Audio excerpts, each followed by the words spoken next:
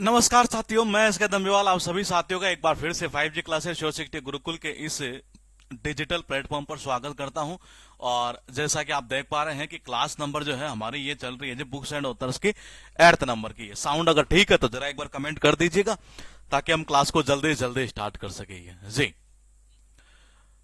Good afternoon जी, good afternoon. Sound ठीक है? नमस्ते। साउंड ठीक है या नहीं है ये कमेंट कर दीजिएगा ताकि हम क्लास को स्टार्ट कर सके। क्लास नंबर में बता दूं एक बार फिर आपको कि 8th नंबर की हम स्टार्ट करने जा रहे हैं। बुक्स एंड ऑथर्स वाला जो टॉपिक है वो हमने स्टार्ट कर दिया था जी यहाँ पर ये। और इसी कड़ी में थोड़ा सा हम आगे चलते हुए देखते हैं कि आज की जो क्लास है उसमें वो कौन कौन सी बुक्स हैं जो आपके एग्जाम के पॉइंट ऑफ व्यू से बहुत काम की है। ये पहली बुक लिखी है poverty and un British rule in India, गरीबी और un British rule in India. ये बुक लिखी गई है दादा भाई नौरोजी के द्वारा, ये जिन्हें कहा जाता है भारत का grand old man. Grand old man जो है भारत का, वो किसे कहा जाता था? मैंने कहा दादा भाई नौरोजी को कहा जाता था। भाई दादा है नहीं, ये तो दादा है तो ग्रांड ओल्ड मैन ही होगा एक तरह से। ये तो देखो जी, याद कैसे करें, इंपॉर्टेंट चीज ये। और ये बुक ऐसी है जो एग्जाम में बार बार रिपीट होती है, तो इसको याद करने का एक तरीका है ये कि देखो हमें तो पता नहीं कि जब ब्रिटिशों का राज था यहां पर तो उस समय क्या हुआ था क्या नहीं हुआ था। ये चीजें हमें घर में किससे सुनने को मिलती है? एक तरह से ये हमें बेसिकली सुनने को मिलते है दादा से। ये अपने घर में जो होता है दादा भाई जो होता है, दादा होता है एक तरह से, उनसे ही सुनने को मिलती है ये कि भाई तेरे को पता नहीं है जब ऐसा शासन था ना उनका एक तरह से ये, तो उस टाइम कैसे कैसे क्या क्या गरीबी थी एक तरह से वो हमें पता है एक तरह से ये। तो देखो जी, ये पॉवर्टी यानी क्या होता है? गरीबी। अन ब्रिटिश रूल, ये अन ब्रिटिश रूल। बोले भाई उस टाइम जो ब्रिटिश के जो रूल थे ना वो क्या थे, क्या शासन थे, कैसे गरीबी थी, ये दादा लोग ही तो बताते हैं घर में। ये तो दादा भाई नौरोजी के द्वारा लिखी गई है। सेकंड लिखा राष्ट्र गुप्तगुरु, दादा भाई नौरोजी। मैं एक बार फिर बता दूं कि आप में से जो हिंदी मीडियम चाहे इंग्लिश मीडियम, दोनों में से कोई सा, इंग्लिश वाले को दिक्कत नहीं है, हिंदी मीडियम वाले भी बुक्स को अगर याद करें ना, ये बुक्स और ऑथर्स को स्पेशली मैं बता दूं तो इंग्लिश में ही याद करना क्योंकि आसान भी है और जल्दी पकड़ में आएगा ये। तो रुस्त और गुप्तगुरु, देखो कई बार घर में होता नहीं है, जैसे छोटे बच्चे होते हैं एक तरह से, दादा के होते हैं पोते ही। और जब पोते, कई बार आपने दादा बैठा रहता है और पोते साइड में खेलते रहते हैं, कुछ गुफ्तगू करते रहते हैं, ये दादा बोल ही देता है, अरे भाई क्या क्या क्या गुफ्तगू करो यहाँ बैठे बैठे सारे दिन ही है। तो देखो जी, मैंने कहा गुफ्तगू, क्या करना? गुफ्तगू, गुफ्तगू करना एक तरह से, यानी कि मतलब ऐसे वो इसको कह रहा है कुछ, वो इसको कह रहा है, उसको कह रहा है। ये दादा बैठा बैठा घर में क्या करता है, यही बोल देता है फिर ये, अरे भाई बोले कि क्या गुफ्तगू करो ये। तो मैंने कहा रस्त गुफ्तगू जो है वो किसके द्वारा? दादा भाई नौरोजी के द्वारा। ये जॉब्स फॉर आवर मिलियंस, वीवी गिरी के द्वारा लिखी गई है ये। जैसे कई बार आप देखते हैं कई लोग प्रोटेस्ट करते रहते हैं कि जी यार मिलियंस, बोले कि हमारी मिलियंस जॉब जो है नहीं है वो आज सीधी आके गिर गई जी। पहले हमें उम्मीद थी कि मिलियन जॉब मिलेगी लेकिन ये तो सारी गिर गई एक तरह से। तो देखो जी, मैंने कहा जॉब्स ही, जॉब्स के लिए हमें क्या था जी, हमें ऐसा लग रहा था कि मतलब कि लाखों की संख्या में, हमारे को सबको ये पता था कि जी सरकार आएगी और सबको उम्मीद थी कि लाखों की संख्या के अंदर क्या मिलेगी, बोले जॉब मिलेगी, लेकिन ये तो गिर गई, मिली क्या एक तरह से ये। तो ये वीवी गिरी के द्वारा लिखी गई है। इंडिया डिवाइडेड, ये जब भारत डिवाइड हुआ था उस समय भारत के राष्ट्रपति कौन थे? तो वो थे राजेंद्र प्रसाद। तो इंडिया डिवाइडेड इन्हीं के द्वारा लिखी गई है। मैंने कहा किनके द्वारा? जब भारत डिवाइड हुआ तो मैंने कहा इनके द्वारा ही लिखी गई थी। कौन सी? ये राजेंद्र प्रसाद के द्वारा। टोटल हुई जी 4 आपके पास में, ये कितनी हुई? 4। ये गौर से देखिएगा, ये poverty and un British rule in India, ये इन चीजों के बारे में, गरीबी, कैसा शासन था उनका, ये घर में केवल दादा ही बता सकता है और बाकी किसी के बद की बात नहीं है ये। तो मैंने कहा दादा भाई नौरोजी के द्वारा। ये सेकंड ये है कि जो कई बार दादा घर में बैठे रहता है, पोते आपने देखा होगा गुफ्तगू करते रहते हैं, अरे क्या गुफ्तगू करो, तो मैंने कहा बोल देते हैं ऐसे ही। तो मैंने कहा राष्ट्र गुफ्तगू जो है तो दादा भाई नौरोजी के द्वारा। और grand old man of India भी इनको ही कहा जाता है, ये ध्यान रखिएगा एक बार ये मैंने कहा। उसके बाद देखिएगा, मैंने कहा पॉइंट टू पॉइंट समझिएगा। जॉब्स फॉर आवर मिलियंस का मतलब निकलता है वीवी गिरी। इसका मतलब क्या है कि ये किनके द्वारा लिखी गई है? वीवी गिरी के द्वारा लिखी गई है। याद कैसे करोगे? देखो जी, हमें सबको उम्मीद थी है कि जॉब्स मिलेगी, मिलियंस की संख्या में मिलेगी, लेकिन ये तो सीधी आके गिर गई, यानी कि वीवी गिरी के द्वारा लिखी गई है। भारत जब डिवाइड हुआ था ना, ये तो मैंने कहा भारत जब डिवाइड हुआ था एक तरह से ये, तो मैंने कहा सबको पता है ये। बोले कि जी राष्ट्रपति कौन थे एक तरह से ये, मैंने कहा राष्ट्रपति कौन थे एक तरह से ये, मैंने कहा डॉक्टर राजेंद्र प्रसाद एक तरह से। कौन थे? Doctor Rajendra Prasad. Doctor Rajendra Prasad, doctor Rajendra Prasad. तो मैंने कहा इंडिया डिवाइडेड इन्हीं के द्वारा लिखी गई है। बात करते कुल लिखी है, ध्यान रखना इससे रिलेटेड मुल्कराज आनंद ने 2 बुक लिखी गई है। एक तो बुक ये है और एक बुक आगे चलकर आएगी, वो यहां थोड़ा लिंक नहीं हो पाया, वो आगे वाली किसी दूसरी क्लास में हमसे लिंक हो गया। ये मतलब लिंक का मतलब कि यहां पता नहीं चला था उसकी इसकी है। मैंने कहा मुल्कराज जो आनंद एक तरह से इनके द्वारा 2 बुक लिखी गई है। अगर मैं आपको पूछूं ये कि मुल्क राज आनंद, ये मुल्क मुल्क मुल्क देखो मुल्क राज ऐसा तो कोई नाम हमारे यहां पर ऐसा सुना नहीं होगा आपने ये, तो हम ये कह सकते हैं कि जी एक इंग्लिश राइटर थे। ये क्या थे? ये इंग्लिश राइटर थे जी। मैंने कहा यहां मुल्क राज, बोले आनंद होता तो चल जाता, राज होता तो भी चल जाता, आगे मुल्क लगाया हुआ इन्होंने। मुल्क यार पता नहीं, बोले कहां का है ये। तो मैंने कहा पॉइंट टू पॉइंट समझिएगा एक तरह से ये। मैंने कहा पॉइंट टू पॉइंट समझिएगा ये। मैंने कहा मैं क्या कहना चाह रहा हूं ये कि मैंने कहा इसका अगर राज नाम होता तो भी चल जाता, आनंद नाम होता तो भी चल जाता, यही सोच लेते कि जी भारत का नाम होगा ये। लेकिन जैसे आगे नाम मुल्क ऐड कर दिया ना, इससे पता चल रहा है कि भारत का नहीं कोई और बाहर का नाम है जी। यानी कि इंग्लिश राइटर थे। एग्जाम में पूछा हुआ क्वेश्चन है कि जी निम्न में से कौन सा इंग्लिश राइटर है, और वो कौन? मैंने कहा मुल्क राज आनंद। ये पहला क्वेश्चन तो ये तैयार हुआ जी। दूसरा कैसे? बोलेगी जी कुली है। अपने देश में देखो जी राज किसका है ये, अपने मुल्क में किसका राज है ये? भैया यूं कह सकते हैं जिस मुल्क में राज हो कुलियों का, ये जिस मुल्क में राज हो कुली का, उनको तो भाई साहब आनंद ही आता है जिंदगी का। ये पहला तो ये हुआ।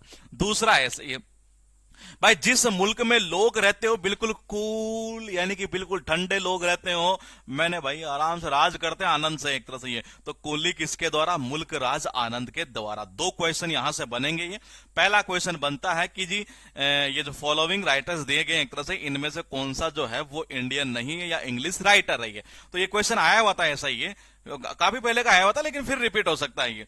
तो ये कौन है? मुल्क राज आनंद। ये याद कैसे करेंगे? कुल मिलाकर ऐसे याद कर लो कि राज नाम होता तो भारत का हो जाता, आनंद होता तो भारत का, लेकिन मुल्क तो यार आगे तो कोई और ही मामला है जी। यानी ये इंग्लिश राइटर है जी एक तरह से। ये लिखा अनफॉरगेटेबल लिटरेरी करेक्टर आर के नारायण के द्वारा लिखी गई है। मैं आपसे पहले ये पूछूंगा कि मालगुडी डेज जो थी नहीं, वो किसके द्वारा लिखी गई थी? ये पिछली क्लास में मैंने आपको याद करवाया था। ये सबसे ज्यादा अगर कोई रिपीट होती है बुक तो वो यही है जी, ये मालगुडी डेज। ये हाँ बताइए मेरा 10 को क्या करें डेज हो जाएगा।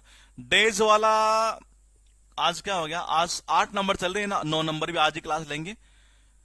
10 तक तो मुश्किल है भाई थोड़ा, क्योंकि वो तो ऐसा टॉपिक है मतलब पूरे स्टैटिक के अंदर ही है।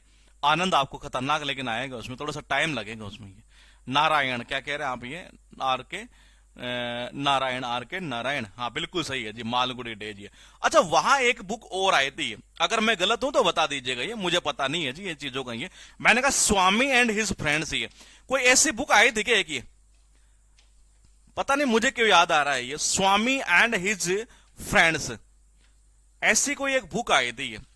वो क्या इन्हीं के द्वारा थी या किसी और के द्वारा थी? ये आपको बताना है मुझे। ये देखते हैं किसको याद आता है जी। ये हाँ जो स्वामी एंड हिज फ्रेंड्स थी वो भी किसके द्वारा? आर के नारायण। परफेक्टली सही है ये। देखो जी यहां से वो जो चीजें हुई ना एक तरह से, ये उसके बाद जो है कोई भी जो है ना स्वामी जो थे एक तरह से, वो भी इस चीज को भूल नहीं पाएंगे। एक बुक और रह गई थी ये हमें मिली, हम बता देते हैं यहां पर। टोटल जितनी थी वो थी, इसके अलावा एक ये भी पूछी हुई है। अनफॉरगेटेबल लिटरेरी करेक्टर स्वामी है, जो स्वामी और उसके मित्र नहीं थे एक तरह से, हमने इस तरीके से वो लिंक किया था ये।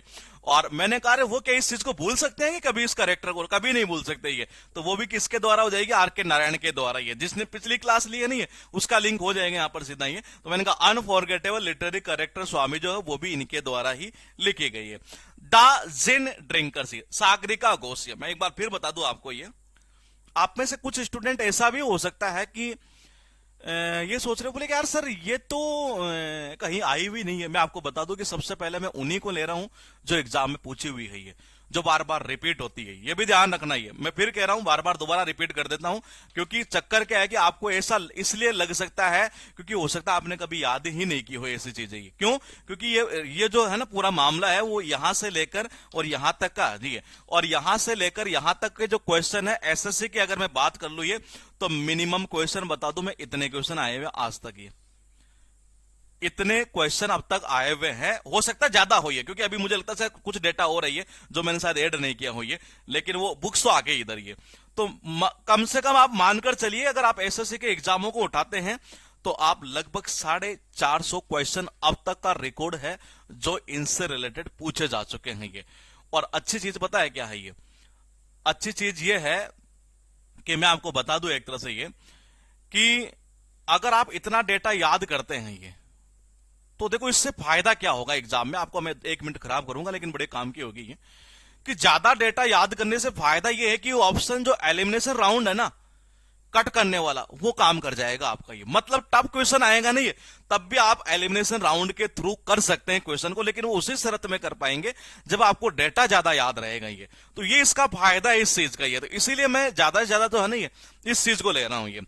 मैंने कहा पॉइंट टू पॉइंट देखिएगा, कहना क्या चाह रहा है मैंने कहा द जिन ड्रिंकर्स जो है एक तरह से ये लिखी गई सागरिका घोष है। सागरिका घोष की अगर हम बात करें तो इन्होंने एक बुक लिखी थी करंट के अंदर, जैसा कि निखिल का ये आया है मैंने कहा वो अटल बिहारी वाजपेयी वाली सागरिका घोष नहीं, वो सागर के अंदर बाज घुसकर पानी पिया था, याद आ रहा है? यहां पर भी ऐसा ये जिन है नहीं है, उसने भी पानी पी लिया, उसने भी ड्रिंक किया, किसमें? उसी सागर के अंदर घुसकर, यानी कि वही the gin drinkers Sagarika Ghosh के द्वारा ही लिखी गई है। लिखा टाइमलेस लक्ष्मण, एक ही बार पूछी गई एग्जाम के अंदर, लेकिन यह है आर के लक्ष्मण के द्वारा।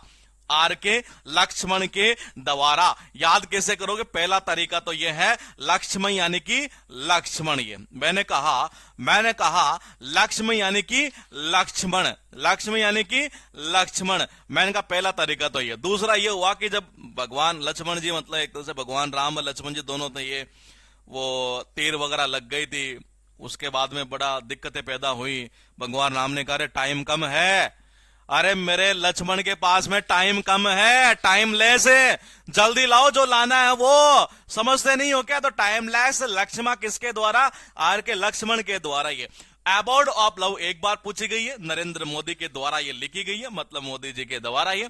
और देखो वैसे अबॉर्ड का मतलब तो और निकलता, लेकिन मैं यहां से साउंड से निकाल देता हूं। ये देखो जी, लव का मतलब क्या होता है? प्यार। ये मैंने कहा लव का मतलब क्या होता है? प्यार। ये मैंने कहा इसको अबॉर्ड मत करो, आप इसको आबादी कर दो। ये क्या कर दो? आबादी। आज देश की जितनी भी आबादी है ये किससे प्यार करती है? एक ही नेता लोकप्रिय है जी, और वो है मोदी जी, यानी कि नरेंद्र मोदी। चलेंगे हम एग्जाम वॉरियर्स, ये सबको पता है, ये हर बार हर साल इसके ऊपर चर्चा होती है एक तरह से, एग्जाम वॉरियर। मोदी जी आते हैं फिर बताते हैं बच्चों को कि जी ऐसे पढ़ा करो, ऐसे वैसे।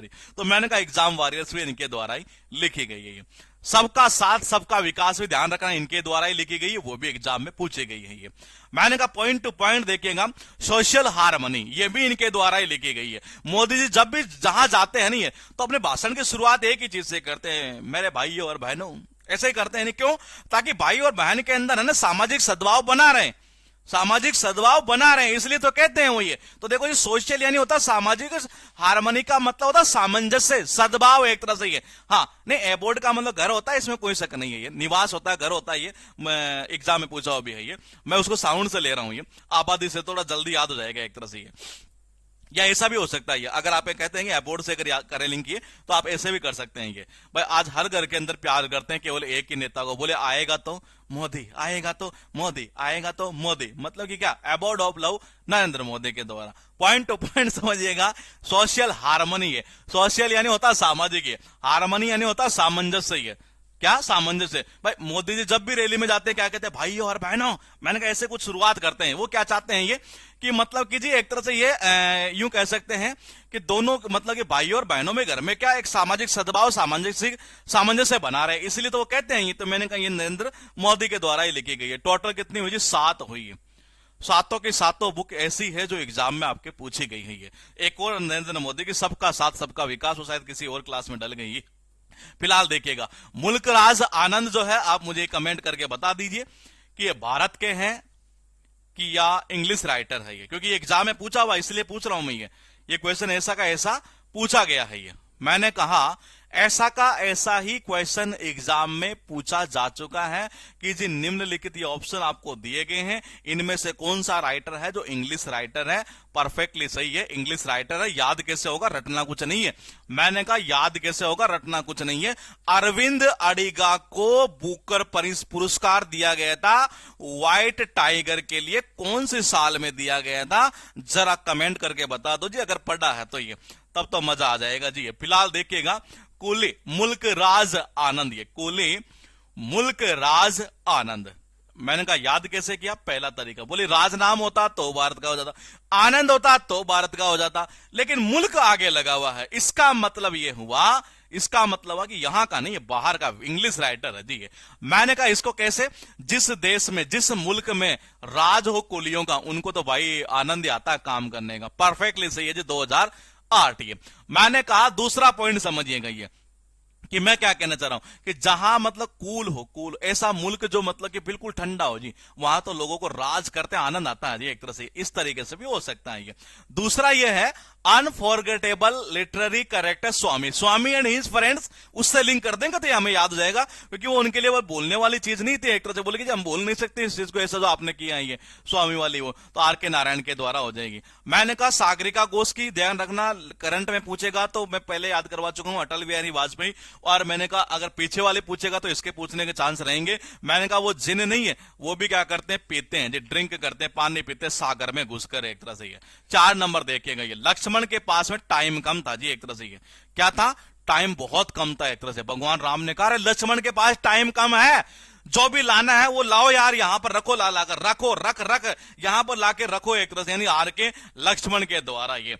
मैंने कहा हर घर के अंदर, हर घर मोदी, हर घर मोदी, अबोर्ड यानी होता है जी घर, ये हर घर के अंदर मतलब प्यार करते हैं मोदी जी को, बोले हर घर में हर घर मोदी, हर घर मोदी, नरेंद्र मोदी के द्वारा ये। एग्जाम वॉरियर सबको पता है ये, नरेंद्र मोदी के द्वारा। और मोदी जी जब भी किसी सभा में जाते हैं, अपनी शुरुआत जो करते हैं ना, एक तरह से ये, हाँ टेस्ट डलवा देंगे हम आपके, आज नाइट में डल जाएगा आपका, उसका डल जाएगा, क्या बोलते हैं ये, डांस वाले टॉपिक का जो लास्ट एक टेस्ट रह गया था वो डलवा देंगे ये। मैं नाइट में बना रहा था फिर, लेकिन मैं सो गया था, फिर डाल नहीं पाया था। और इसके बुक वाले के 2 या 3 क्लास और ले लेते हैं, फिर उसके बाद टेस्ट स्टार्ट करेंगे ये। मैंने कहा एग्जाम वॉरियर ये, तो ये हो ही गया। मैंने कहा मोदी जी जब भी किसी जाते हैं ना सभा में, ये तो शुरुआत कैसे करते हैं जी ये, मेरे भाइयों और बहनों, एक तरह से इस तरह की शुरुआत क्या करते हैं ये। मैंने कहा सामाजिक सद्भाव बना रहे भाई और बहन में, इसीलिए कहते हैं ये। हाँ, तो मैंने कहा ये कहां की हो जाएगी, नरेंद्र मोदी के द्वारा ये। पॉइंट ये लिखा है कि मिडनाइट चिल्ड्रन, ये सलमान रुश्दी के द्वारा लिखी गई है। ध्यान रखना, सलमान रुश्दी के जो बुक है ना ये, हाँ क्या कह रहे हैं, पूरा नाम लिख दो, किसका नाम पूरा लिख दें, अभी तो टेस्ट हमने 5 ही अपलोड किए डांस के, ये डांस का तो चल रहा है, नाम लिखा हुआ है शायद उनमें ये।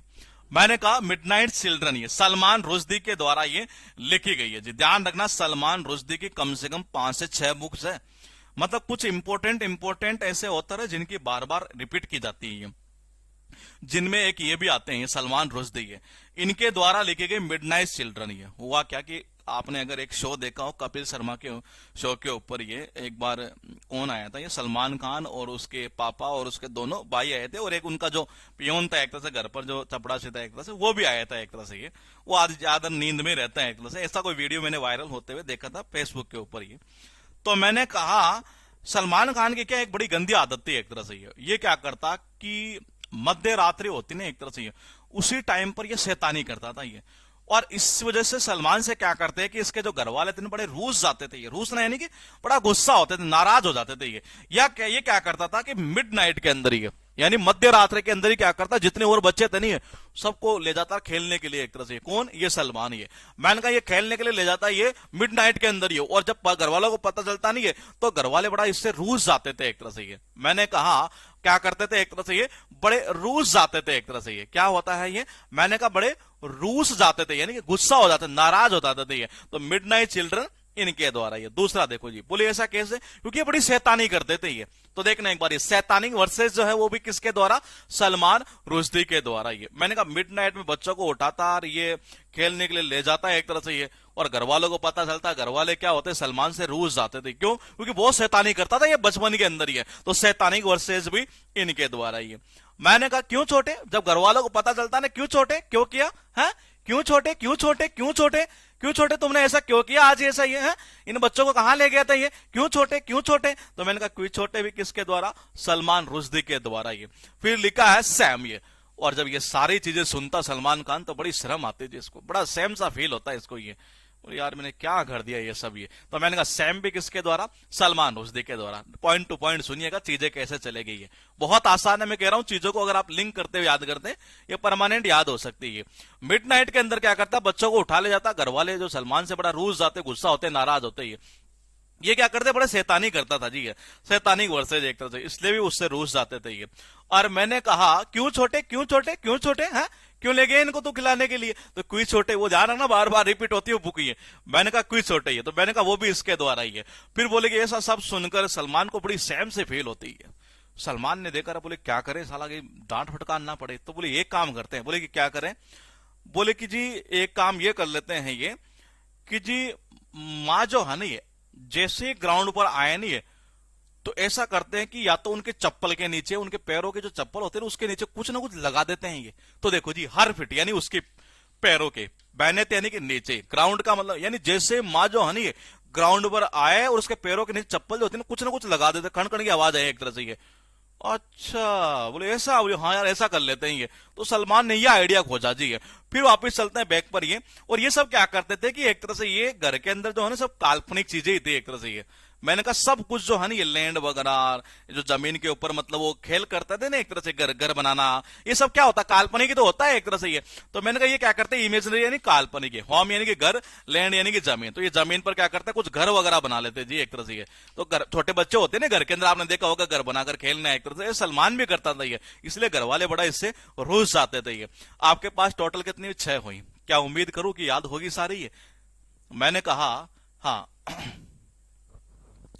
मैंने कहा टोटल कितनी है 6, और मैं उम्मीद करूंगा कि शायद आपको सारी सारी दिमाग में फिट हो गई होगी, और परमानेंट फिट होनी चाहिए। ध्यान रखना इसमें रिपीट कौन से होती है, नंबर 1 रिपीट होती है, ये भी रिपीट होती है, ये भी रिपीट होती है ये, और ये 3 सबसे ज्यादा रिपीट हुआ करती है इसके अंदर ये।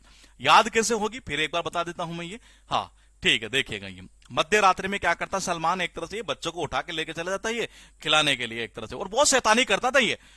जब पकड़ में आता तो एक तरह से ये क्यों छोटे, क्यों छोटे, तुमने ऐसा क्यों किया, इसको भी बड़ी शर्म से फील होती है। लेकिन ये भी तो उस टाइप का था। तो मैंने कहा इसने क्या किया, बोले कि ये एक काम करते हैं, माँ के पैरों के नीचे है ना ये चप्पल, जो चप्पल के नीचे कुछ ना कुछ बांध देते हैं ये, ताकि उसमें खनक खनक खनक खनक नहीं खनक खनक खनक एक तरह से ये ऐसे आवाज आएगी जी, फिर पता चल जाएगा ये क्या करते थे एक तरह से वहां पर काल्पनिक घर बनाते थे उस जमीन के ऊपर ये। इसीलिए घर वाले जो है ना इन हरकतों के कारण इससे रूस जाते थे बचपन में ये। पॉइंट टू पॉइंट समझिएगा ये, आपके पास में लिखा है माई अनफॉरगेटेबल मेमोरीज ये, देखो जी ये मैंने कहा एक अभी आया हमारे पास है अनफॉरगेटेबल करेक्टर, वो स्वामी, लिटरेरी करेक्टर स्वामी। देखो स्वामी था ना वहां, तो आर के नारायण दिमाग में जाएगा। यहां लिखा है कि माई अनफॉरगेटेबल मेमोरीज, ये माँ होती है ना, माँ की जो ममता होती है एक तरह से ये, वो कभी कभी जवाब दे जाती है। वो कहती है कि जी मैं उन मेमोरीज को भूल नहीं सकती, जब मैंने इसे जन्म दिया था, जब ये सुसु कर देता था, मैं साफ करती थी, पूरी रात भर जगती थी ये। तो माँ की ममता जब जागती है तो वो ऐसे ही कहती है मैं भूल नहीं सकती उन याददाश्त को, ये उन मेमोरीज को एक तरह से ये। तो ये कह रही है मेरे लिए, माँ यानी मेरे लिए भूलना जो है ना वो असंभव है, कि इनको उन मेमोरीज को एक तरह से ये जो मैंने इसके साथ ऐसे ऐसे किया था, आज वो ये मुझे ये जवाब दे रहा है एक तरह से ये। तो मैंने कहा कौन ममता जागती है ना तब ऐसे ही भाव निकलते हैं ये। ममता बनर्जी के द्वारा लिखी गई है। My presidential years, R Venkataraman. ये आर वेंकट रमन की अगर हम बात करें तो ये भारत के प्रेसिडेंट थे, बोले कि थे जी। अब देखो जी जब प्रेसिडेंट बन गए, प्रेसिडेंट जब बनता है ना आदमी, तो आपने देखा है कि नॉर्मली उसकी एज जो है ना वो काफी ज्यादा होती है एक तरह से ये, और काफी ज्यादा होती है। तो हम ये देखते हैं कि जब वो रिटायर होते हैं एक तरह से वहां से ये, तो बाहर जब निकलते तो ऐसे ही लगता है कि 4-5 साल 10 साल मतलब जीते हैं एक तरह से ये। भगवान करे ज्यादा जिए, लेकिन इस तरीके से मामला रहता है ये। तो आपने एक चीज देखा होगा एक तरह से ये, अरे ये क्या हुआ ये अच्छा ये इमेज थोड़ी सी गलत, नहीं नहीं नहीं, रुकिएगा रुकिएगा, यहाँ कैसे कैसे आया? ये तो वेंकट रमन की है, इनकी तो है ही नहीं। दा, अच्छा हाँ, ये नहीं नहीं नहीं, वेंकट रमन की है जी, ये गलत है इमेज यहाँ, ये दा वाली होगी। हाँ, माई प्रेसिडेंशियल ईयर्स ये। तो मैंने कहा पॉइंट टू पॉइंट समझिएगा मैं क्या कहना चाह रहा हूं ये, कि वेंकट रमन जो है एक तरह से ये जब इन्होंने प्रेसिडेंट बने, प्रेसिडेंट बनने के बाद में ये जब रिटायर हुए, तो घर पर बैठे बैठे क्या होता है, वह जब क्या करता है आदमी फिर अपने दिन कैसे काटता है, भगवान राम का नाम जप जप कर एक तरह से ये। तो देखो जी, ये माई प्रेसिडेंशियल ईयर्स, ये कह रहा है कि जो मैंने एज ए प्रेसिडेंट के रूप में जो काम किया उन सालों को जो है नहीं, अब घर पर बैठा बैठा वैन वैन यानी कि वैन जब क्या करता है आदमी एकदम काटता, दिन अपने काटता है तो क्या करता है, राम राम करके ही करता है जी। तो वी वेंकट रमन के द्वारा लिखी गई है माई प्रेसिडेंशियल ईयर्स ये। फिर लिखा है लाल कृष्ण आडवाणी, इनकी जो बुक है वो सब ज्यादा यही पूछता है, my country my life, my country my life. देखो जी, आडवाणी जी ने बड़ा संघर्ष किया एक तरह से इस पार्टी के अंदर ही, और लेकिन फल मिला ना मिला वो बाद का मैटर है ये। लेकिन जब इनके ऊपर कोई कमेंट करता है ना एक तरह से, बोले आडवाणी जी यार क्या बोले, आपको तो प्रधानमंत्री बनाया नहीं यार, ये मेरा देश है, मेरी जिंदगी है, तुम्हें क्या मतलब भाई इस चीज से है? नहीं नहीं, तुम्हें क्या मतलब है, मैं जैसे जीऊं वैसे जीऊं, एक तरह से मेरी पार्टी है ये। तो मैंने कहा देखो जी, मैंने कहा माई कंट्री यानी कि मेरा देश, माई लाइफ यानी कि मेरी जिंदगी, भाई ये मेरा देश है, मेरी जिंदगी है, तुम्हें क्या मतलब इस चीज से, मुझे बनाए या ना बनाए? तो मैंने कहा ये कहा कि यही, मैंने कहा ये लिखी हुई है लाल कृष्ण आडवाणी के द्वारा, विदाउट फियर और फेवर, यानी नीलम संजीव रेड्डी के द्वारा लिखी गई है। देखो जी, पॉइंट टू पॉइंट देखिएगा ये। हाँ मैंने कहा पॉइंट टू पॉइंट समझिएगा, नीलम संजीव रेड्डी के द्वारा लिखी गई, विदाउट फियर और फेवर। ये देखो, बिना डर के, आदमी बिना डर के कैसे कब रह सकता है जी? ये आपको पता होगा, जैसे कई बार घर में क्या होता है, बच्चे को एक तरह से बड़ी भूत वाले सपने आते हैं एक तरह से, ये भूत वाले कई बार होता है घर में, ऐसा सुनते हैं कि उसको यार ऐसा सपना आता है, भूत दिखता है।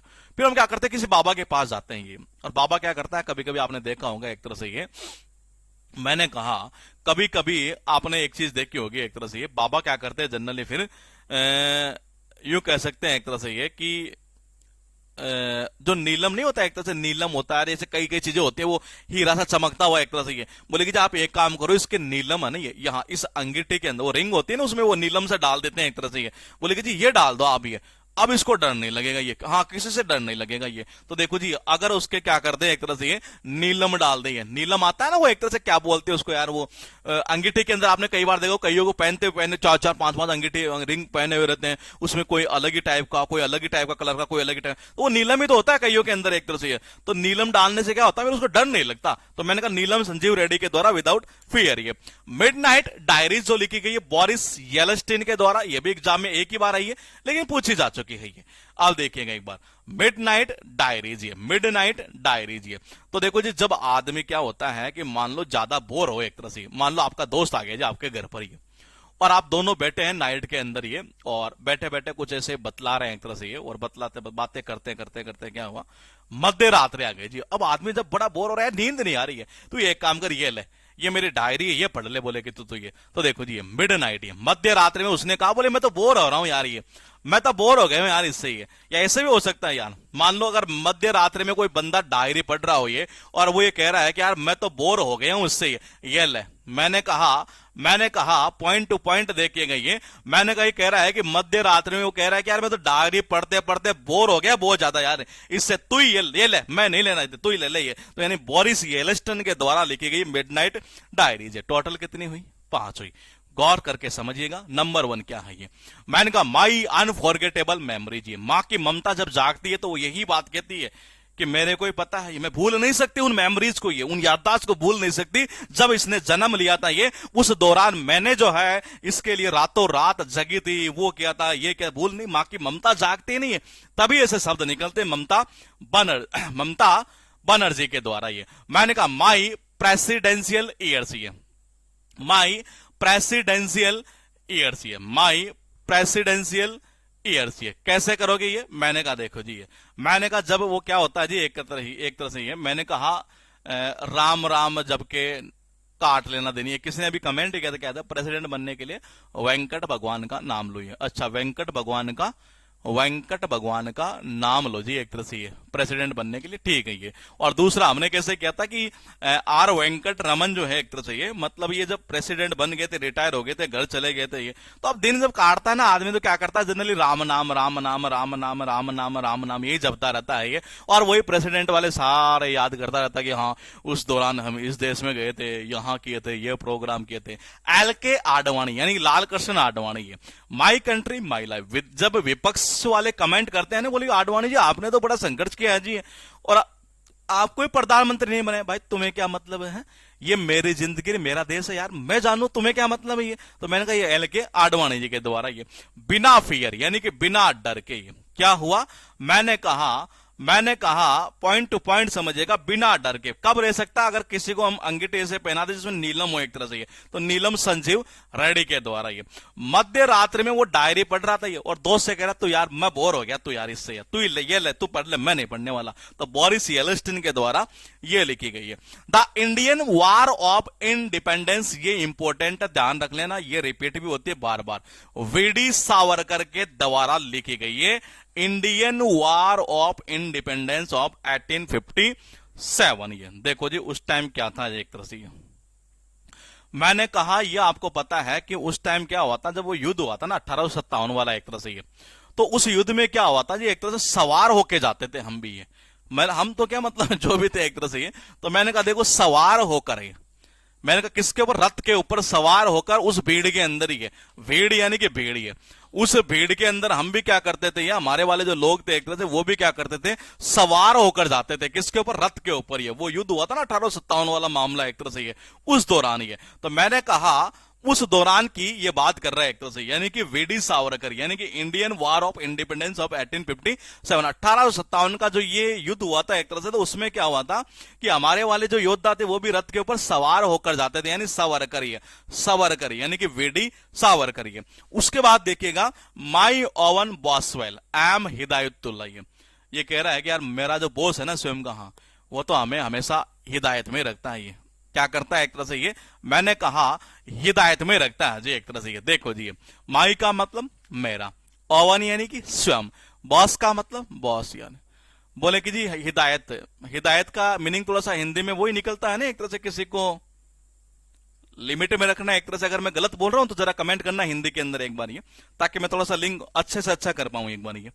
हाँ आप याद नहीं करवाते, छाप देते हैं माइंड में, थोड़ा सा समय लग रहा, बस यहां जाकर दिक्कत आ रही है मुझे। ये छपने में तो छप जाएंगे, सारे टॉपिक छप जाएंगे, ये तो कंफर्म ही है, ये चीजें सारी बन जाती है, बस थोड़ा सा समय लग रहा है कि कंटेंट ज्यादा हो गया, ये कंटेंट कम होता तो ये टॉपिक जल्दी जल्दी हो जाते हैं।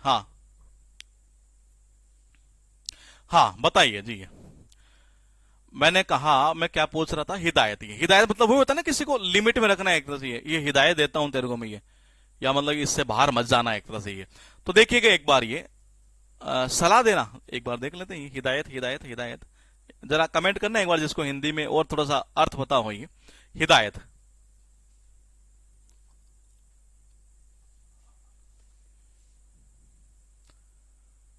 पता नहीं, यस सर, कौन सा है ये, राय देना, ठीक है जी, फिर आप सही थे। मैंने कहा हिदायत मतलब कि एक तरह से राय देना। ये देखो जी मेरा जो बॉस है ना वो इतना अच्छा है, ये फिर तो और ही कनेक्शन खतरनाक होगा, ये कनेक्शन फिर तो ज्यादा खतरनाक हो जाएगा। देखो जी माई का मतलब होता मेरा स्वयं का जो बॉस है ना वो इतना अच्छा है, इतना वेल है कि जी हमें जो है ना एक तरह से, मेरे को भी है, हमेशा सही राय देता है, ये हिदायत देता है, सही राय देता है, यानी एम हिदायतुल्लाह के द्वारा लिखी गई है जी। मैटर ऑफ डिस्क्रेशन यानी होता है IK गुजराल के द्वारा ये लिखी गई है। देखो डिस्क्रेशन यानी होता है विवेक, क्या होता है, विवेक, सोचनीय। ये कह रहे हैं कि यार वो आई तो सही आज, लेकिन गजरा लगा के आई, यार ये मैटर जो है बड़ा विवेक वाला है, सोचनीय है जी एक तरह से। बोले गजरा लगा के, डेली तो ऐसे आती है ये, तो देखो जी वो आई तो सही आज ये, लेकिन कैसे आई है, वो गजरा लगा के आई जी एक तरह से। कैसे लगा के आई, गजरा लगा के आई, वो डेली ऐसे नॉर्मल आती है ये, लेकिन आज पता नहीं यार गजरा लगा के कैसे आई है। यार ये मैटर जो ना ऑफिस के अंदर सारे सोचने लग जाते हैं, सब अपना अपना विवेक दौड़ाते हैं, यार कैसे आई होगी आज यार ये, जबकि लेना देना कुछ है ही नहीं है। देखो जी मान लो कोई लड़की है जी एक तरह से ऑफिस के अंदर डेली आती हो एक तरह से, ठीक है ये, और डेली आती हुई है और नॉर्मल बनकर आती है, लेकिन किसी दिन क्या हुआ, गजरा लगा के आ गई जी एक तरह से ये। वही आई तो सही, लेकिन कैसे गजरा लगा कर ये सारे कर्मचारी जितने भी है ना, ये सबके बीच में एक ही मैटर, और बोले कि आज तो गजरा गजरा गजरा गजरा। सारे अपना अपना दिमाग दौड़ाते हैं, अपना अपना विवेक लगाते हैं कि यार कैसे क्या मामला होगा यार, उसका उससे तो नहीं यार, ऐसा तो नहीं हो सकता यार ये, अरे उसके साथ संभव ही नहीं है यार ये। तो मैंने कहा बोले कि जी मैटर ऑफ डिस्कशन जो है ना वो आई के गुजराल के द्वारा लिखी गई है। द इंडियन स्ट्रगल 1920, ये बहुत बार रिपीट है, ये ध्यान रखना है, बार बार रिपीट होती ये भी है। अगर आपको इतना पूछेगा ना ये द इंडियन स्ट्रगल, तो भी ध्यान रखना यही आंसर होना है। अगर आपको पूरा पूछेगा यहां तक, तब भी इसका आंसर यही होना है, और बार बार रिपीट होती है बुक, ध्यान रखना ये इन द इंडियन स्ट्रगल 1920-42 में ये बॉस के द्वारा लिखी गई है ये। मैंने कहा किसके द्वारा, ये बॉस के द्वारा ये। और मैंने कहा देखो भारत में जितने भी लोग बॉस बने हैं ना ये, मैंने कहा भारत में जितने भी लोग बॉस बने हैं ना ये सब भारतीय स्ट्रगल करके बने हैं ये। आज गूगल का बॉस कौन है जी, एक तरह से ये सुंदर पिचाई है, कहां का है, भारतीय है एक तरह से ये। मैंने कहा कहां का है, भारतीय है ये। तो भारत के लोग जो है ना, इंडियन जो है वो जब जहां जहां जिस पोस्ट के ऊपर बॉस बने बैठे हैं ना आज ये, तो मैंने कहा बॉस बने बैठे हैं ना जहां जहां एक तरह से ये, तो मैंने कहा इन्होंने बड़ा स्ट्रगल किया है एक तरह से ये। और मैंने कहा इनका जो स्ट्रगल है ना एक तरह से ये, वो मैंने कहा लगभग मान के चलिए एवरेज 22 साल के आसपास स्टार्ट हो जाता है ये। 22 मतलब कि क्योंकि अंतर यहां पैदा हो रहा है ये 22 का, ये कितना हो रहा है ये 22 का। बोले कि जी ऐसा कैसे आप कह रहे हैं कि 22 साल में ही है, तो देखो जी 42 में से लास्ट में 20 घटाते हैं ना, ये तो 22 साल आ जाते हैं ये। बोले कि जी 22 ही क्यों, क्योंकि 22 के अंदर क्या है कि बॉस बनना है ये, तो 22 में वैसे स्टार्ट होता है, ये बॉस निकल जाता है यहां से इस जगह से। यानी कि 1920 से 1942 की अगर हम बात करेंगे जब भारतीयों ने संघर्ष किया ये, तो बोले कि जी कितना, बोले कि 20 साल। बोले 20 कैसे, बोले कि जी बॉस बॉस बस बस 22 यानी कि अच्छा 22, हाँ बोले 22 कैसे, 1920 से 1942 वाला ये। तो भारतीय जितने भी लोग यहां बोस बने हैं ना ये, उन्होंने सबने संघर्ष किया। तो बोस से याद आएगा सीधा केवल एक, सुभाष चंद्र बोस। ये लिखा है कितने, 4, ये गौर से देखिएगा ये। जब भारतीय युद्ध हुआ था एक तरह से 1857 वाला, उसमें क्या करते थे, इस बीडी के अंदर जो है हर कोई सवार होकर जाता था युद्ध के अंदर, यानी ये बीडी सावरकर के द्वारा ये कह रहा है कि मेरा बोस तो भाई इतना वेल है, इतना अच्छा है कि मुझे हमेशा ही क्या करता है, राय देता है, सही राय देता है, हमेशा ही हिदायत देता है, सही राय देता है ये। वो कह रहा आई तो सही आज, लेकिन कैसे, गजरा लगा के आई जी। ऑफिस में सारे इस मैटर को भाई साहब कोई अपना विवेक दौड़ा रहा है, कोई अपना दिमाग दौड़ा रहा है, यार ये होगा वो होगा। तो मैंने कहा मैटर ऑफ डिस्कशन जो है वो आई के गुजराल के द्वारा ये।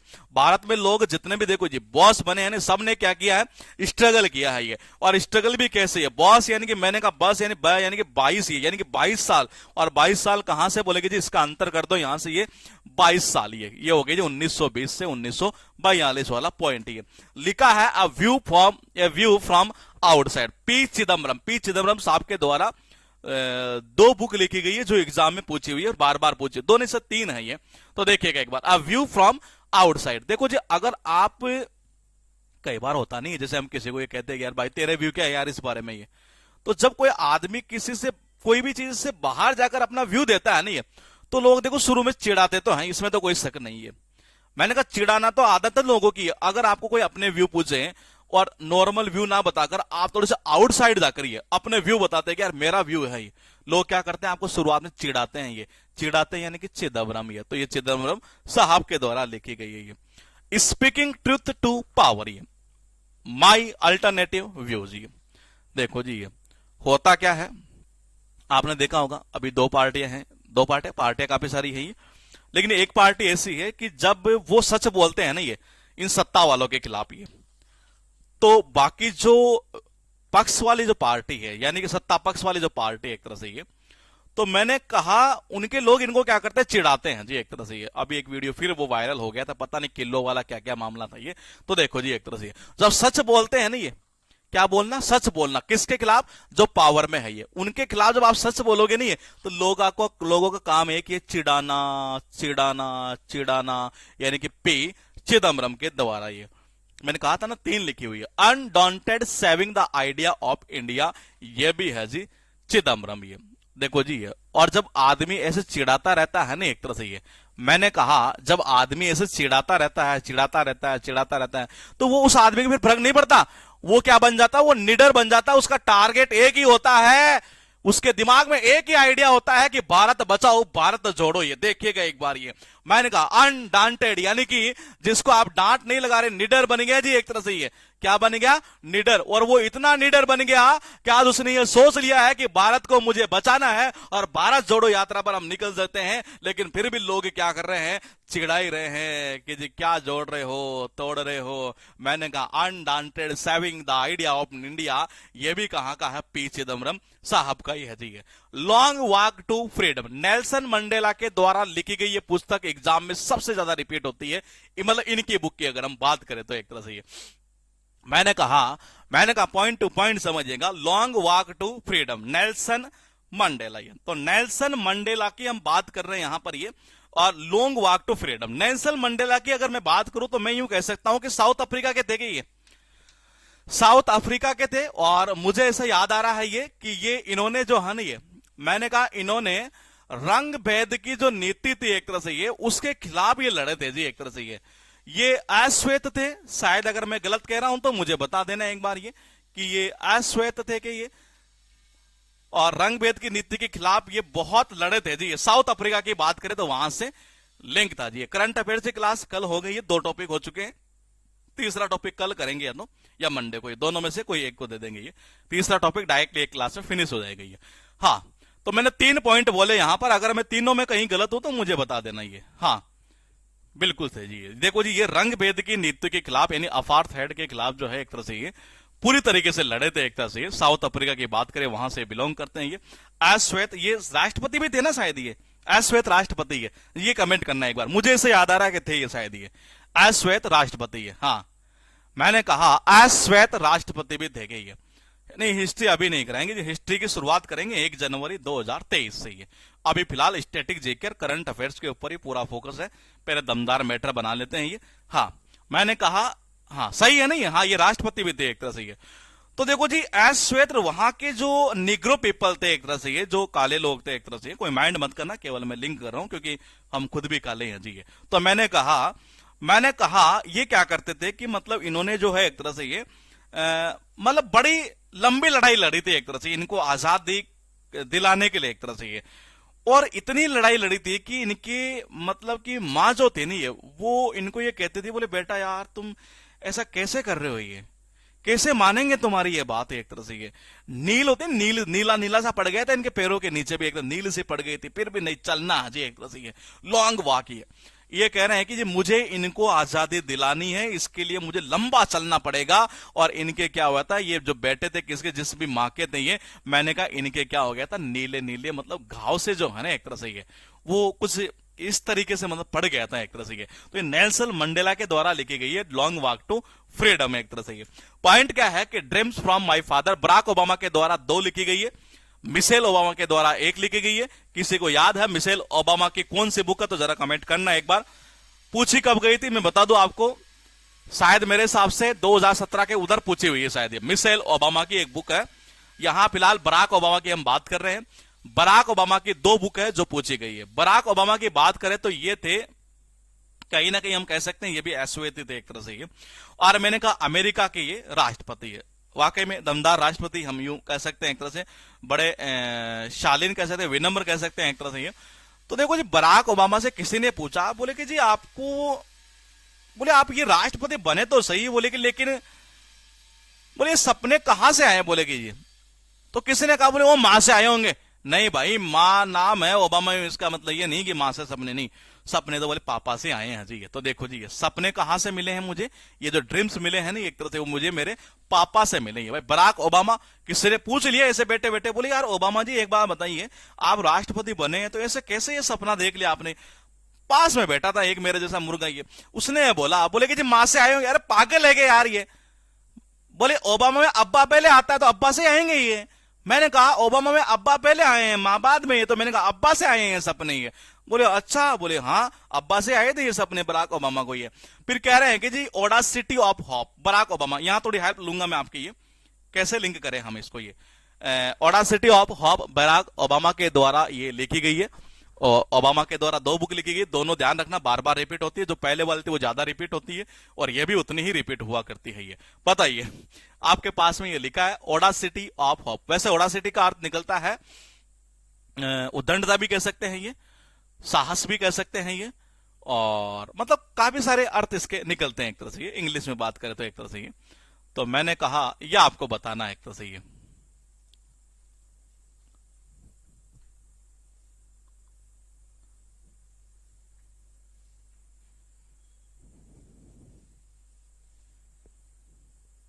ओबामा बहुत सही थे, कहां लिखा है ऐसा? ओबामा बहुत सहन नहीं, बराक में होप है मेरी, क्या कह रहे हैं, बैरक में जैग होप है मेरी, जब ओबामा राष्ट्रपति बने थे सिटी में आशा जगी थी। हाँ ये हो सकता है जी, ये थोड़ा सा सुंदर कनेक्शन कह सकते हैं हम ये। और हाँ, तो ओबामा जब राष्ट्रपति बने थे तो किसी ने पूछा, बोले कि जी आपके सपने कैसे, क्या पूरा हुआ, कैसे सपना? तो किसी ने कहा, बोले अरे ना अब्बा, अब्बा पहले आ रहा था, अब्बामा, अब्बा अब्बा यानी पिता के जो सपने थे, ड्रीम्स फ्रॉम माय फादर, वो लिखा गया था बराक ओबामा के द्वारा। ये दूसरा है कि ओडासिटी जो हॉफ है एक तरह से ये, हाँ, ओबामा में आसान, क्या कह रहे हैं, आसान को सच करने का साहस था। आंसू को आसान को मैं समझा नहीं कुछ क्या कहना चाह रहे, देखिएगा एक बार ये। मैंने कहा ये कहना चाह रहा है, वैसे इसकी हिंदी हमें ये मिली आशा का सवेरा, क्या आशा का सवेरा मिला, लेकिन हम इसको ऐसे याद नहीं करेंगे, हम इसी से याद करेंगे ये तो ज्यादा बेस्ट रहता है, क्योंकि एग्जाम में डायरेक्टली ऐसे ही पूछता है ये ऑडासिटी ऑफ होप। ये तो बोले कि जी अब्बा से सपने पूरे, बोले कि हाँ जी एक तरह से ये। तो देखो जी, फिर अगर किसी को पता चल जाए कि यार पिता से ऐसा सीख मिला है, ये मिला है, तो हर किसी में एक आशा से जग जाती है, एक हौफ से जग जाती है, और वो निडर होकर काम करने लगता है। फिर ये इसका ज्यादा और कनेक्शन बैठ नहीं पाएगा, यही बैठेगा ये। फिर उसमें भी क्या थोड़ी सी आशा जग गई, जो पास में बैठा आदमी था ना उसके अंदर, ये उसमें भी एक आशा जग गई कि मैं भी एक निडर होकर काम कर सकता हूं एक तरह से ये। या यूं कह सकते हैं कि बराक ओबामा जब यूं कह सकते हैं एक तरह से जब राष्ट्रपति बने है, तो वहां हर सिटी के अंदर जो अड्डा जिन्होंने भी खोल रखा था ना, ये मैंने कहा लोगों को ये होप हुआ, ये आशा हुई ओबामा से कि अब जिन्होंने भी अड्डा खोल रखा सिटी में, अब सब बंद हो जाएंगे, बोले कि ये। हाँ चलो ऐसा करते हैं, कनेक्शन खतरनाक जाएगा, परमानेंट याद होगा, दिमाग में सीधा क्लिक हो जाएगा। ओबामा जब राष्ट्रपति बने तो लोगों को एक आस होने लगी, एक आशा होने लगी कि जिन्होंने भी अड्डा खोल रखा ना सिटी के अंदर, ये अब सब बंद हो जाएंगे, बोले हाँ सब बंद हो जाएंगे। तो ऑडा सिटी ऑफ होप इसके द्वारा लिखी गई है। टोटल हुई 6, गौर से देखी गई है। अगर आप थोड़ा सा बाहर से जाकर अगर थोड़े से अपने व्यू देंगे नहीं, तो लोग चिढ़ाते हैं, सच बोलेंगे ना सत्ता के खिलाफ तो भी लोग चिढ़ाते हैं।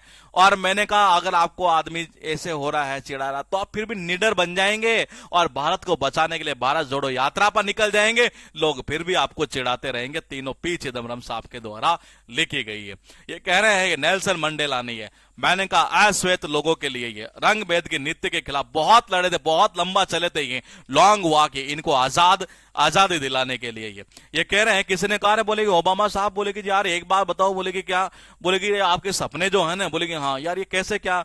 अरे अब्बा माँ, अब्बा अब्बा अब्बा मेरे फादर, यानी कि ड्रीम्स फ्रॉम माय फादर। ये बोले कि ऐसा, फिर जब राष्ट्रपति बन गए तो लोगों में एक उम्मीद जगी, एक आस जगी, एक होप जगी कि जितने भी अड्डा है ना ये सिटी में, ये सब बंद करवा देंगे जी अभी। हाँ सब बार वगैरह, और खतरनाक कर लो इसका कनेक्शन, जितने भी ये बार वगैरह आपके बार वगैरह रखा हुआ है नहीं है, किसमें बार वगैरह के ऊपर जो रखा हुआ सिटी के अंदर अड्डा वगैरह बना रखा है, ये बोलेगी जी ओबामा आते खत्म कर देंगे इनको। ये मैंने कहा पॉइंट टू पॉइंट समझिएगा। Citizen Delhi, my life my time, Sheila Dikshit की बात करें, दिल्ली की, शायद अगर मैं गलत हूं तो बोल दीजिएगा, 3 बार मुख्यमंत्री, शायद मेरे हिसाब से ये, मैंने कहा 3 बार मुख्यमंत्री है, गलत हूं तो बता दीजिएगा। मेरे हिसाब से तो ये यही है शायद, ये कि 3 बार मुख्यमंत्री थी यहां की, ये शीला दीक्षित एक तरह से, ये शीला दीक्षित, ये citizen Delhi, my life my times, ये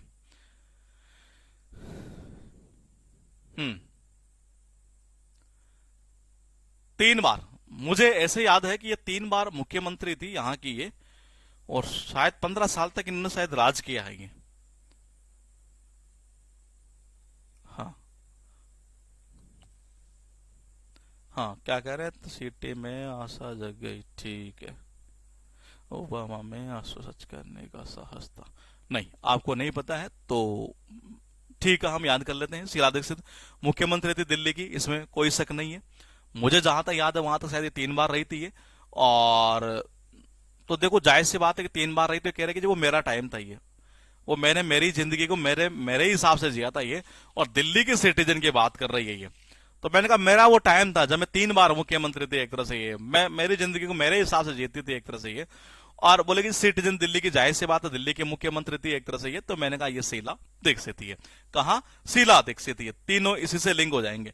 discovery of India Jawaharlal Nehru, Jawaharlal Nehru से रिलेटेड मैं बता दूं आपको 4 पॉइंट एग्जाम में पूछता है ये। टोटल कितने? 4 पॉइंट ये। जब भी अपने देश के अंदर चुनाव आता है ये, तो एक पार्टी ऐसी है जिनका टारगेट एक ही होता है भारत में कि जी फिर से वो फोटो जो है ना ये खोजो और वायरल कर दो। नेहरू साहब के एक तरह से वो है ना, कहीं फोटो एक तरह से ऐसी है, हम उनके बारे में क्या चर्चा करें एक तरह से ये। तो मैंने कहा डिस्कवरी है, यानी कि खोजना ये। भाई भारत में तो जैसे चुनाव आता है एक ही चीज खोजने लग जाओ, बोलेगे जी क्या नेहरू जी की वो फोटो कहीं वायरल होती रहती है, कई बार फेसबुक के ऊपर देखते रहते हैं ये, बोलेगे जी इनको ही खोजने लग जाओ एक तरह से ये। तो डिस्कवरी ऑफ इंडिया किसके द्वारा? लाल नेहरू के द्वारा।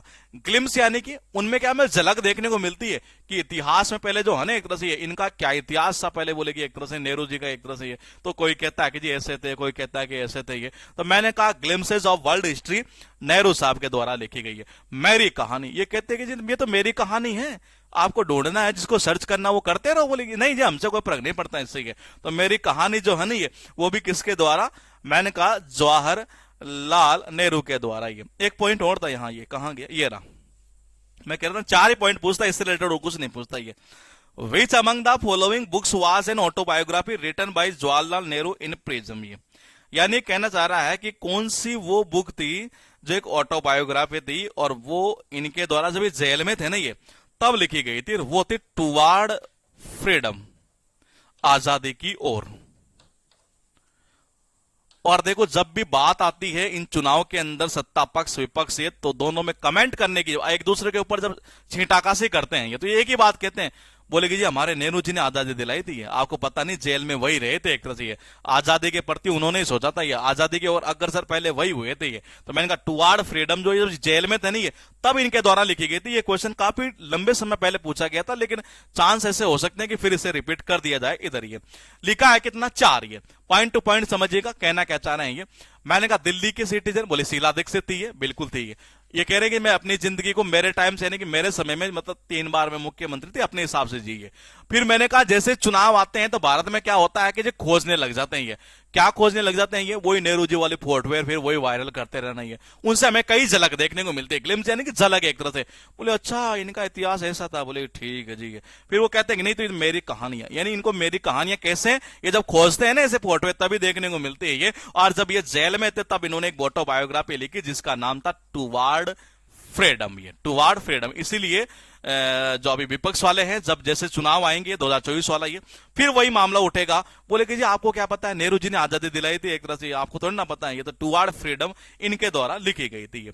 माई ट्रुथ इंदिरा गांधी के द्वारा लिखी गई है। मैं बता दूं एक बार, बहुत इंपॉर्टेंट है, बार बार रिपीट होती है। इंदिरा गांधी की केवल 2 ही बुक ऐसी है जो एग्जाम में सबसे ज्यादा रिपीट होती है। एक तो है ये, कौन सी है? माई ट्रुथ है। एक तो कौन सी है? माई ट्रुथ है। एक तो कौन सी है? माई ट्रुथ है। अब बोलेगे जी याद कैसे करेंगे? याद तो बाद में करेंगे, मैं तो पूछूंगा और पूछना बनता है कि आप तो मुझे बता दो, मुझे ये बता दो कि मैंने आपको एक बुक आज याद करवाई है, मिडनाइट चिल्ड्रन। मिडनाइट, मैंने कहा मिडनाइट चिल्ड्रन, ये किसके द्वारा लिखी गई है जी? ये आज ही हुआ जी, फिर याद करेंगे इसको। ये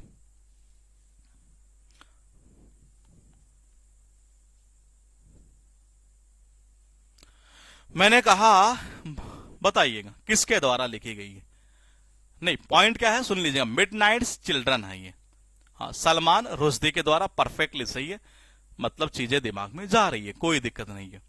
अब मैं क्या पूछना चाहता हूं ये, हाँ आदित्य आप क्या करते हैं, सुनते नहीं, उससे पहले कमेंट कर देते हैं ये। बोले कि जी मिडनाइट पूछेंगे, मैं डायरीज नहीं पूछ रहा हूं। हाँ तो मेरे भाई पूरा लिखो ना, उसके बाद क्या करो। मिडनाइट डायरीज जो थी वो तो बोरिस येलेस्टिन के द्वारा थी ये, और ये किसके द्वारा थी? ये थी यहाँ सलमान रुश्दी के द्वारा। परफेक्टली सही है जी। माई ट्रुथ का मतलब होता है इंदिरा गांधी जी के द्वारा लिखी गई है। तो मैंने कहा 1984 के दंगे हुए थे हमारे देश में, ये वो सिखों वाले दंगे थे क्या? जरा एक बार कमेंट करना है एक बार ये।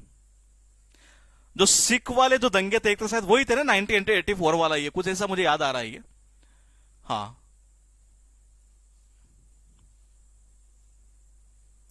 जरा कमेंट करना एक बार, ये कुछ ऐसा मामला है शायद ये। हाँ वही है ना। हाँ मैं इसलिए पूछ लेता हूँ क्योंकि मेरी जीके कमजोर है जी।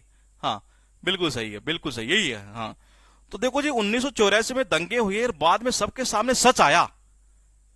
मेरे को भी पता चला सच ये है। हाँ इसने, हाँ मैंने कहा माई ट्रुथ जो है वो इंदिरा गांधी जी के द्वारा लिखी गई है। पॉइंट को समझिएगा, इटर्नल इंडिया। इटर्नल का मतलब क्या होता है? इटर्नल का मतलब होता है जिसका कोई एंड नहीं हो, और भारत में एंड नहीं है जी, एक ही पार्टी का। वो कौन सी? गांधीवादी, गांधी पार्टी। गांधी बोले कि जी गांधी जी का ही बनेगा जी, जो भी बनना है एक तरह से ये। मैंने कहा क्या बनेगा एक तरह से ये? क्या मजाक का मतलब मैं समझा नहीं, किसका?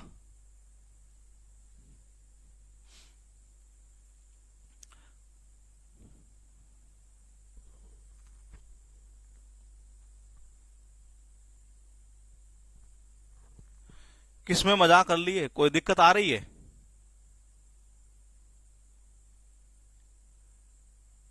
जीके वाला? हाँ तो जीके वाला कमजोर है तभी तो पूछ रहा हूं ये। हाँ मैंने कहा इटर्नल होता है बेसिकली, नहीं एक्सटर्नल। यार मुझे इटर्नल मिला है ये क्या कह रहे हैं? एक्सटर्नल होता है ये? नहीं, वर्ड तो इटर्नल होता है। ये इटर्नल का मतलब होता है बेसिकली जो एंड नहीं हो, एक तरह से चिरस्थायी हो एक तरह से ये। मुझे तो इटर्नल इंडिया ही दिखी बुक है, जहां भी सर्च किया मैंने ये। दोबारा गूगल करूं? एक्सटर्नल तो होता है, वर्ड सही है, लेकिन बुक का नाम तो इटर्नल इंडिया ही है ये। गूगल बाबा जल्दी आ जाइए।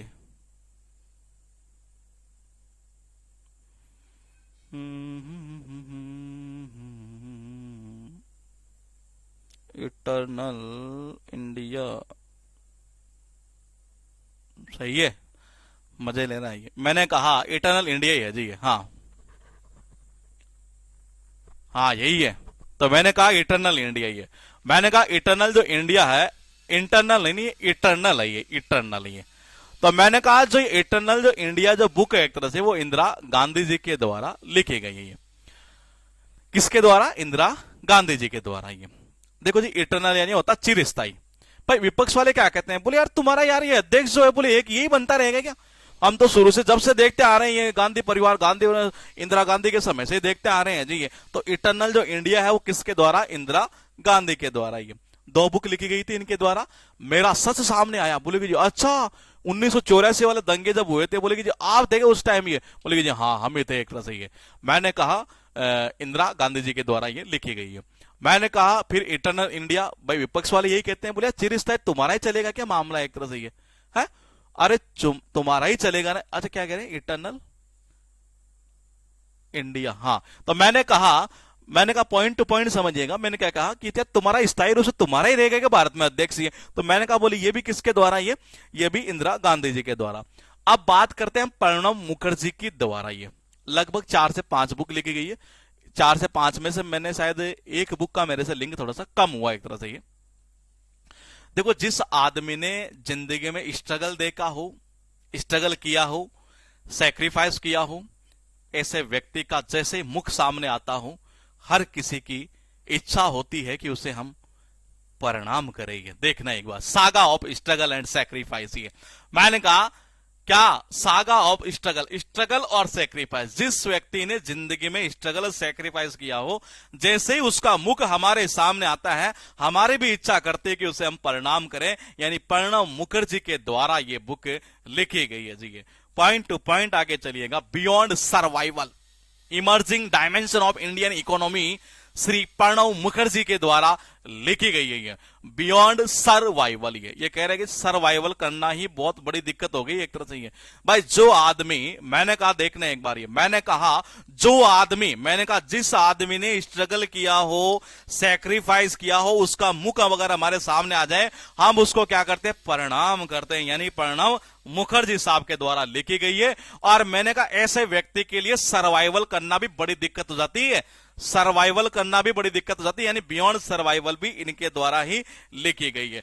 ऐसे व्यक्ति के सामने चैलेंज ना आए ऐसा हो ही नहीं सकता मेरे दोस्त, ये बहुत सारे चैलेंज आते हैं। ये मैंने कहा ये भी प्रणव मुखर्जी के द्वारा लिखी गई है। और मैंने कहा ड्रामेटिक डिकेड्स, ये सबको पता है। ये देखो जी, ये थोड़ा सा है ना, ये हटकर हम लिंक करेंगे, एक बार मैं देख लेता हूं, एक और है ये, हाँ यही है जी, ये हटकर थोड़ा सा लिंक इसलिए होगा। देखो पहला चीज क्या हुआ, saga of struggle and sacrifice. ये मैंने कहा जिस व्यक्ति ने क्या किया हो, स्ट्रगल किया हो, सैक्रिफाइस किया हो, उसका तो मुख सामने आ जाए तो हर कोई प्रणाम करता है, प्रणव मुखर्जी साहब के द्वारा। ये मैंने कहा ऐसे व्यक्ति के लिए सर्वाइवल करना बड़ी दिक्कत हो जाती है एक तरह से, बियॉन्ड सर्वाइवल, बहुत सारे चैलेंज आते हैं देश के सामने ऐसे व्यक्ति के लिए। तो मैंने कहा प्रणव मुखर्जी के द्वारा ड्रामेटिक डिकेड्स, ड्रामेटिक यानी नाटकीय। और सबको पता है कि जब प्रणव मुखर्जी साहब रिटायर हुए इनसे क्या बोलते हैं ये राष्ट्रपति से, ये तो आपको पता है एक आरएसएस का एक बार एक वो सम्मेलन कुछ ऐसा हुआ था एक तरह से, ये वहां शायद ये पहुंच गए थे ये, या इनको इनवाइट किया गया था, कुछ ऐसा मामला था ये। तो बड़ा खफा हुए थे इससे कांग्रेस पार्टी के लोग भी, ये बोले आप ऐसा कैसे कर सकते हैं ये।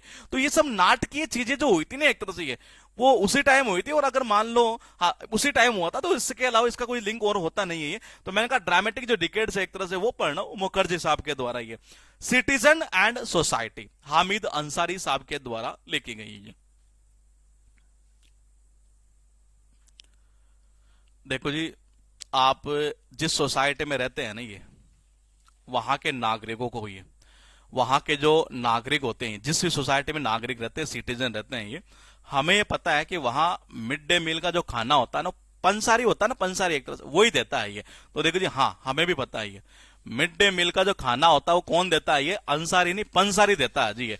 हाँ मिद, वैसे और लिंक नहीं बैठता इसका, यही बैठता है, हाँ मिद अंसारी है। हाँ भाई मुझे पता है, मिड डे मील का खाना कौन देता है, बोले पंसारी जी देते हैं जी। किसको, जितने सोसाइटी में सिटीजन है ना उनको। ये तो सिटीजन इन सोसाइटी लिखी गई है हामिद अंसारी के द्वारा। ये यशवंत सिंह शायद लास्ट होनी चाहिए मेरे हिसाब से, हाँ इस बुक की एक ये लास्ट दीजिए, इंडिया अनमेड, ये इसका लास्ट बता दीजिए, बाकी फिर ये क्लास फिनिश हो जाएगी यहां तक। ये India Unmade Yashwant Sinha, India Unmade Yashwant Sinha साहब, ये यशवंत सिन्हा साहब है और इनके द्वारा लिखी गई है। चांस हो सकते हैं इसे रिपीट कर दिया जाए, इंडिया अनमेड।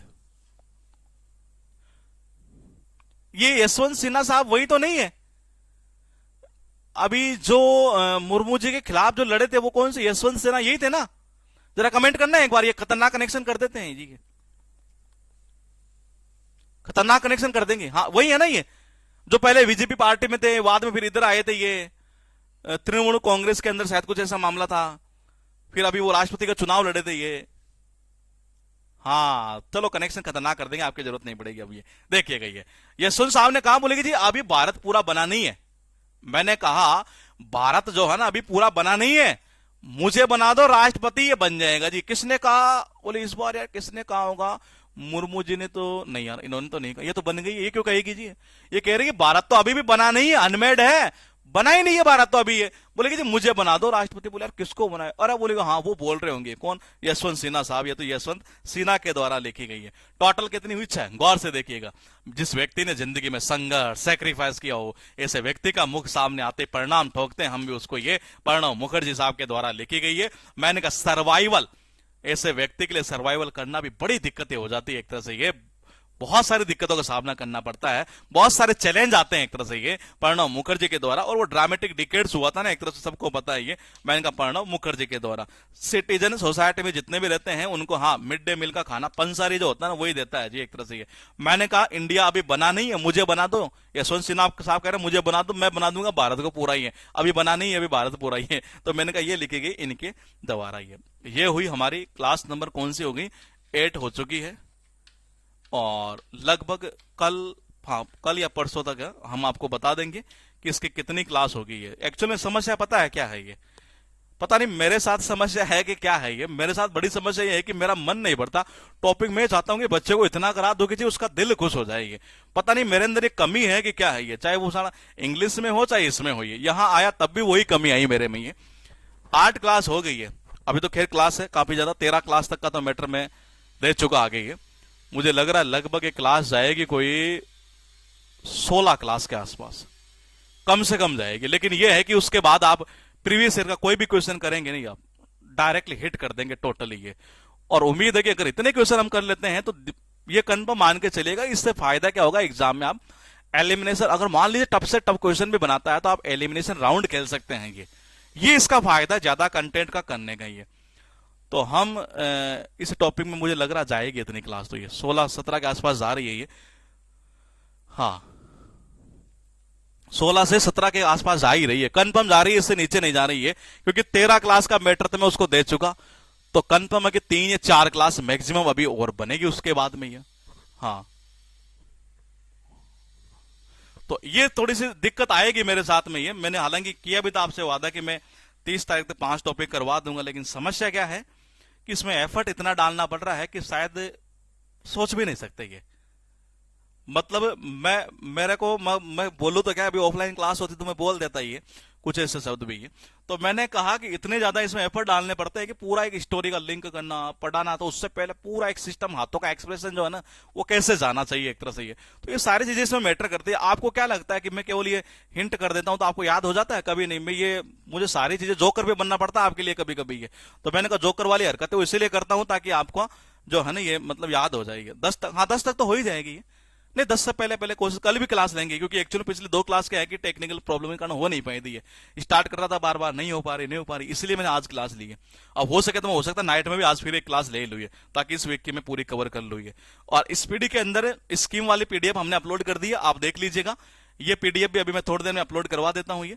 हाँ, 10 तक हो जाएगी आराम से, ये बुक्स वाला तो हो ही जाएगा ये। फिर इंपॉर्टेंट डेज लेंगे। एक्चुअली 6-7 टॉपिक थोड़े ज्यादा बड़े हैं ये, बहुत ज्यादा बड़े हैं। इंपॉर्टेंट डेज बहुत ज्यादा बड़ा है ये। आप बात करें तो इसके बाद फेस्टिवल आएगा, हालांकि वो थोड़ा छोटा है ये। म्यूजिकल इंस्ट्रूमेंट वो थोड़ा छोटा है ये। और उसके बाद के 2 टॉपिक हो रही है। मैं 7 टॉपिक ऐसे हैं जो ज्यादा दमदार है इसके अंदर, जिनसे क्वेश्चन आते हैं जहां अंदर ये। तो वो थोड़ा सा लेंथी करेंगे तो फायदा आपको ही होगा एक तरह से ये। हाँ,